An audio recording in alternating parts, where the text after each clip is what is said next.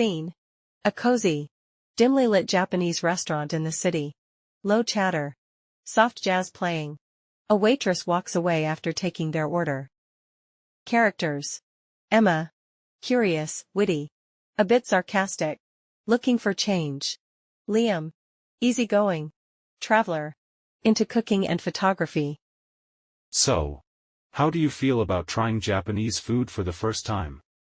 Honestly, a little nervous. I mean, raw fish and I have never been properly introduced. Don't worry. It's not all sushi. There's ramen, tempura, and if you're lucky, dessert that looks like it belongs in an art museum. Okay, now you're speaking my language. Sweet things that look pretty. Sign me up. But really, I've been meaning to shake things up a bit. Try new stuff. Step out of the bubble. You know. New year. New Emma. Kinda. More like, new mindset. Same sarcasm. I've been stuck in the same routine for too long. Work. Home. Repeat. Felt like I was watching my life on autoplay. That's exactly how I felt before I started traveling. Getting lost in Tokyo was probably the best accident of my life. You actually got lost in Tokyo. Yeah. No GPS. No Japanese. Just vibes. Ended up in this tiny alley with the best yakitori I've ever had. The chef didn't speak a word of English. But we communicated with thumbs-ups and sake. Laughs. That sounds like a Netflix short film waiting to happen. Honestly. It kinda felt like one. So, what kind of change are you craving? Besides diving into mysterious bowls of miso soup? Maybe something creative. I've always wanted to learn pottery. There's something soothing about making something from scratch. Or maybe it's just that I want to smash something without getting arrested. Laughs therapeutic destruction. I get that. I actually took a ceramics class once. I made a cup that couldn't hold liquid. It was spiritually hollow. Artistic failure. That's when you know it's real. What about you? Any weird hobbies I should be aware of? I cook. Like. A lot. Mostly Asian dishes. And I take pictures of random street corners at golden hour. It's a thing. So you're that guy. Burns toast at breakfast but serves homemade gyoza for dinner. Exactly. The contrast keeps people intrigued. What do you usually do on weekends? Recently, a lot of overthinking, a bit of cleaning, and the occasional existential crisis between laundry loads. Productive. I respect that.